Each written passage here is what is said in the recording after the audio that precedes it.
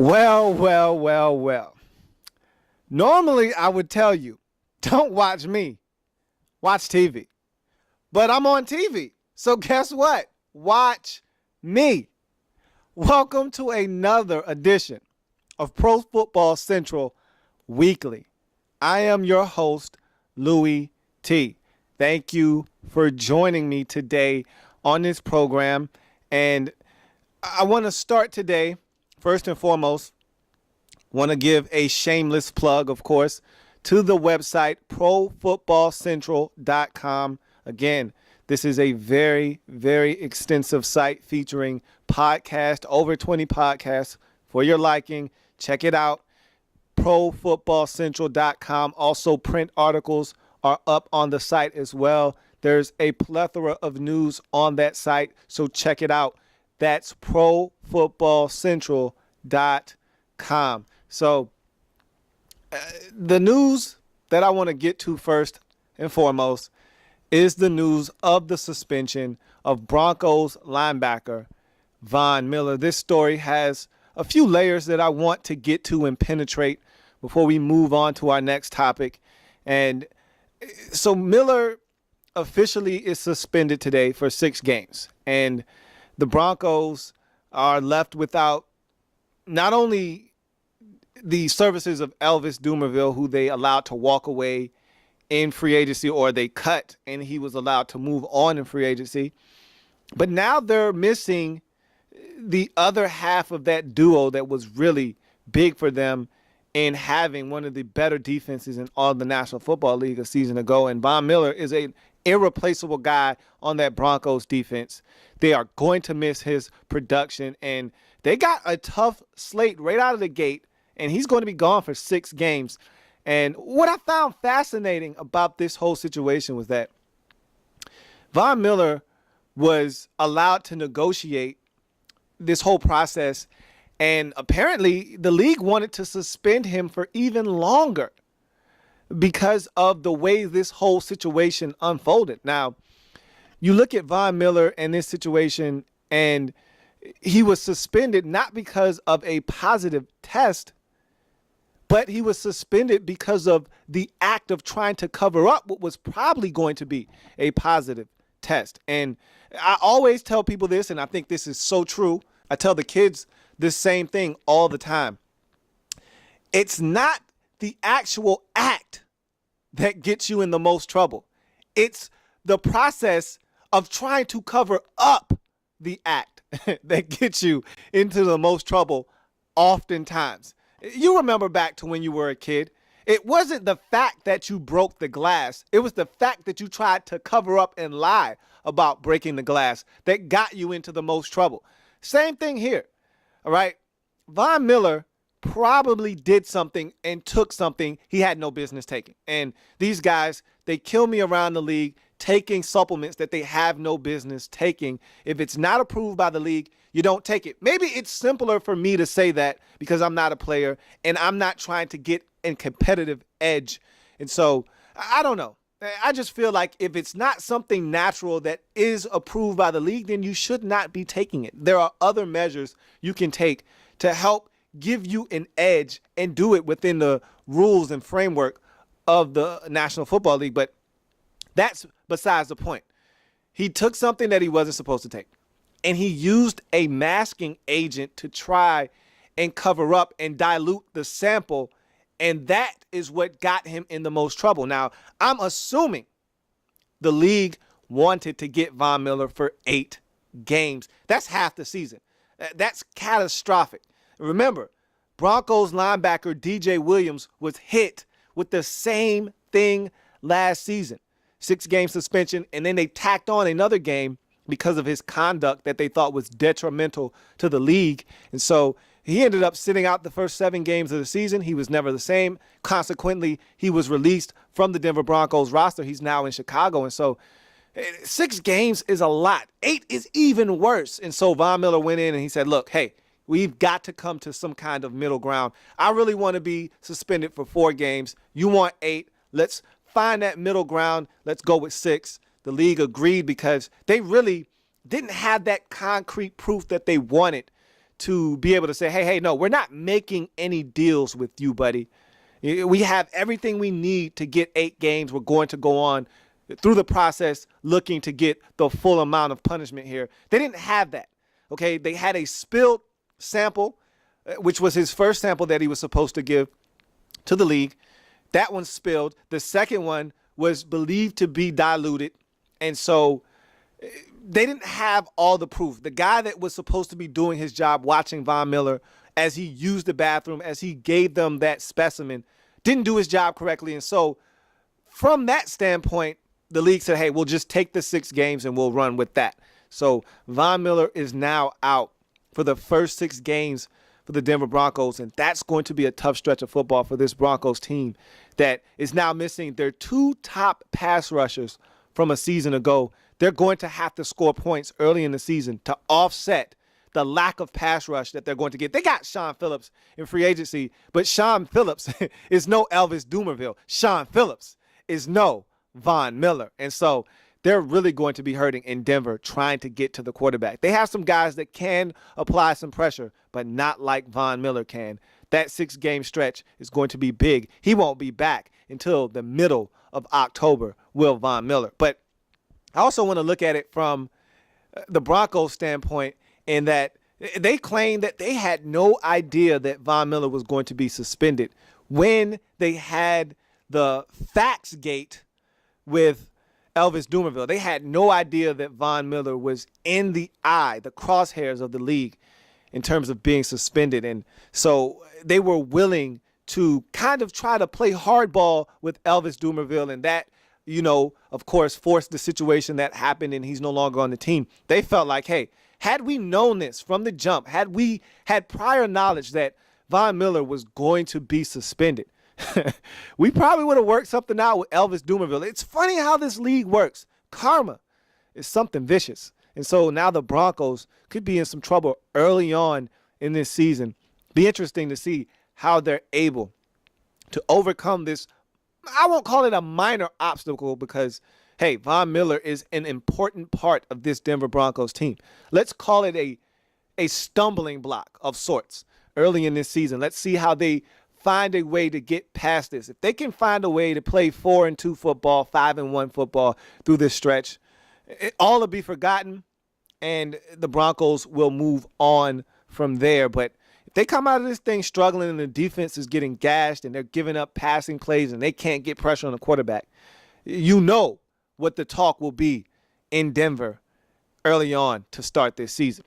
So let's move on to some injuries around this league. My gosh, this league has been ravished by injuries in the preseason, and over the weekend, nothing has changed. More guys have went down from injuries, and last night the Redskins played the Pittsburgh Steelers, and Kirk Cousins went down with an injury. I'm not going to lie to you. I thought it might have been a little bit more serious than the Redskins had led on, but proved to be nothing more than a foot sprain. He will be fine. MRI was given and everything checked out. So he's day-to-day now. The Redskins can now breathe a sigh of relief as they really dodged a bullet on that one. You look at Victor Cruz. He's on crutches right now, stemming from a heel injury that he suffered over the weekend in a preseason matchup versus the Indianapolis Colts. So they're hoping he can be back in uniform and ready to rock and roll by the season opener, but they aren't certain about that. And so those injuries can really alter your season. If these guys come back, and we don't know if these are lingering injuries. These could be injuries that, hey, he comes back, but he's not 100% for the remainder of the season. And so even if Victor Cruz comes back from this injury, who's to say that he's 100%? Who's to say he's 90 or 85 or 75%? And so these are injuries that could linger for the rest of the season. Guys are getting banged up around the league, and it's amazing to see how many injuries have occurred in this offseason to this point. You look at some quarterbacks that have been crowned the starting quarterbacks of their team. We start with the most publicized, maybe the Jets QB controversy, and competition rivals that of the Philadelphia Eagles. So I won't say the most publicized, but it's right there. It's neck and neck. One of the most publicized QB battles of this offseason, the Philadelphia Eagles with Michael Vick and Nicholas Foles, has been settled. And to me, this was never up for debate. When Chip Kelly took over as the Philadelphia Eagles head coach, I thought one thing and one thing alone. Michael Vick is the perfect fit in his system, the way he wants to run it, this up-tempo style with a mobile quarterback that can move and create problems for the defense. This is a dream for Michael Vick, and it's a great fit. And Chip Kelly comes in and says it's an open competition. I guess he wanted to promote competition, exactly that. Promote competition from within, have guys push each other. He didn't want to give anyone the job, have anyone feel like they have a sense of entitlement. And so I guess I could see where he was coming from, but there was never any doubt in my mind whatsoever that this job was Michael Vick's to begin with, and it was his to lose. And he's done nothing but perform in this preseason. And so I think Michael Vick did everything he needed to do to lock down and solidify this job. He has done so.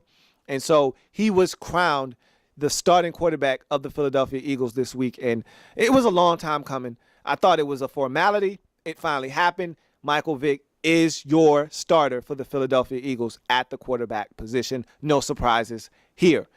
In Cleveland, Brandon Weeden was officially named the starting quarterback in Cleveland. Once again, another situation where I didn't really feel the need for the organization to come out and tell me. I already knew that Brandon Weeden was going to be the starter in Cleveland. Jason Campbell was never on the radar. Weeden had been taking all of the reps in practice. He had taken all of the first-team reps in the preseason. There was no reason to think otherwise in Cleveland, and they made it official today that Brandon Weeden is, in fact, the starter in Cleveland. And, again, who didn't already know that? So you look at Tampa Bay, and there's a little bit of noise coming out of Tampa Bay, and this isn't surprising, but this is Josh Freeman's team. This is his last year of his deal. He's looking to have the Buccaneers re-up his contract, and he's going to have to perform this year. Couple of 4 interception games last year, I think, really skewed what he did.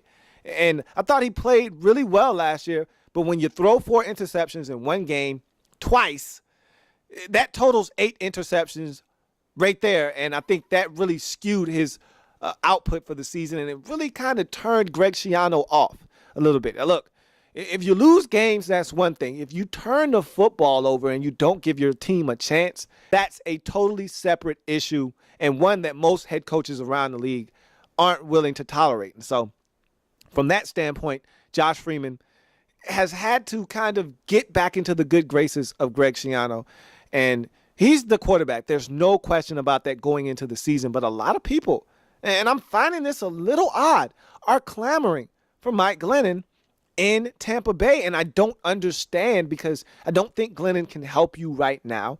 And this is Josh Freeman's team, okay? If he were to falter again in 2013, then you just move on. He's in the last year of his deal. If it doesn't work out in 2013, you can easily cut ties with Josh Freeman, and then you can move on with Mike Glennon if you so choose. But right now, clear the distractions in Tampa Bay. Get rid of all of the outside noise. Forget about all of those people running their mouths. This is the time to focus in on Josh Freeman and what he can do in the 2013 season. If you want to have your best chance to win, if you're Tampa Bay, your quarterback is Josh Freeman. And I think they understand that. I think the players in that locker room understand that. Most importantly, I think Greg Schiano understands that, but he's not making anything easy in Tampa Bay. He's not making things clearer either. He's not coming out and definitively saying, hey, Josh Freeman's our guy. There's not a question. All he's doing is building up Mike Glennon and saying, hey, this guy's playing good. He's starting to understand. And look, that's the job of a head coach, to instill confidence in all of his players. ALL, all of his players. That includes the backup quarterback. But I tell you what, if I'm Josh Freeman, and he's not praising Freeman like he's praising Glennon. If I'm Josh Freeman, of course, I'm feeling some type of way about this whole situation. And so, in his defense, one of his players has come to the aid of Josh Freeman, that being Gerald McCoy. And he said, look, I went through the same thing, being a first-round pick. Just 2 years ago, everyone was riding my coattails. Everyone was beating me up because I was a high draft pick and they felt like I was underachieving. And I had one successful year and I quieted all of the naysayers, all of the doubters. And all Josh Freeman has to do is put together one of those seasons where he throws for well over 3,000 yards, 3,500 yards, close to 4,000 yards, where he has 29 touchdowns and he only has 10 interceptions. He just has to put together one of those years. And, oh, by the way, of course, he needs to win. It's imperative that the Buccaneers win football games. It's imperative that they win now if Josh Freeman wants to be back in Tampa Bay. But I found it quite interesting that people are, including Fran Tarkenton, saying that, hey, Mike Glennon should get a shot. What is Fran Tarkenton talking about? Leave Josh Freeman alone, people. Yes, I understand that he's one of these guys that likes to chuck it up and give his players and receivers a chance to make plays on the football. Yes, sometimes it seems like he's not reading the defense all that well. But Josh Freeman has all of the tools necessary to get it done in this league. I've seen good Josh Freeman. I've seen bad Josh Freeman.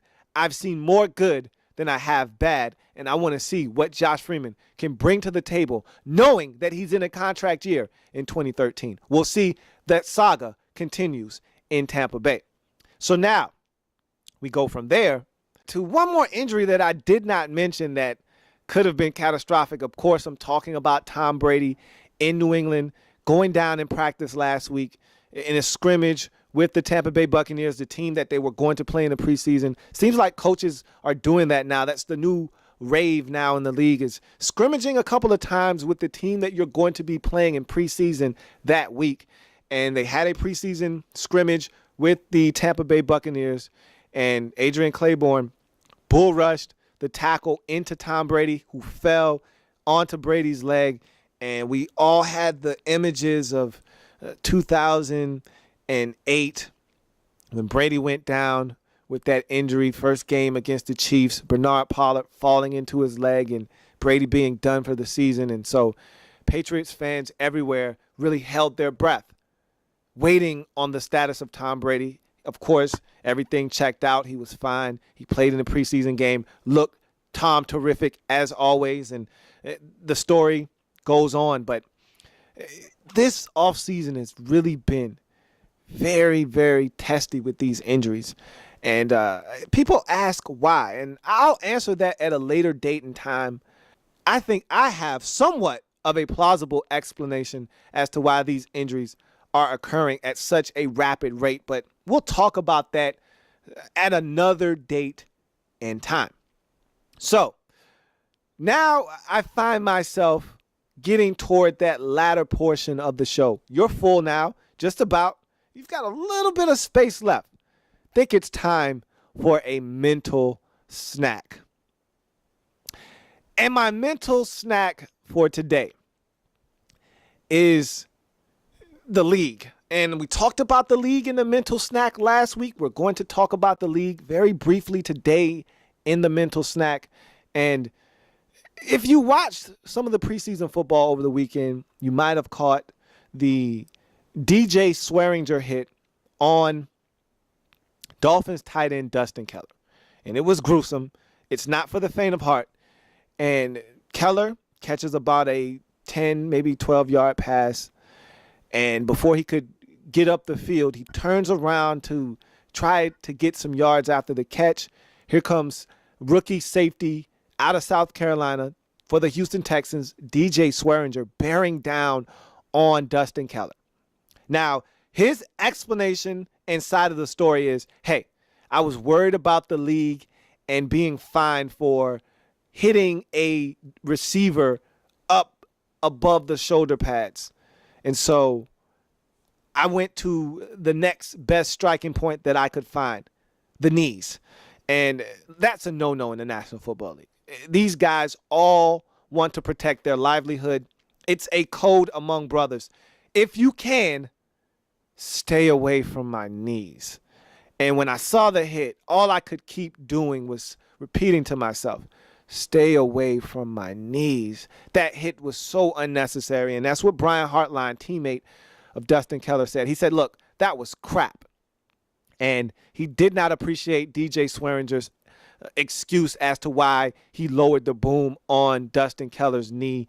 And he could have hit him in a number of places, but he chose the knee. It ended his season, and that's one of those gruesome injuries that could end a career. It was really nasty, and there's no place for that in the National Football League. You could blame that on the league if you like, but I put that one on DJ Swearinger's shoulders. Look, you got to hit him. He could have hit him in his midsection.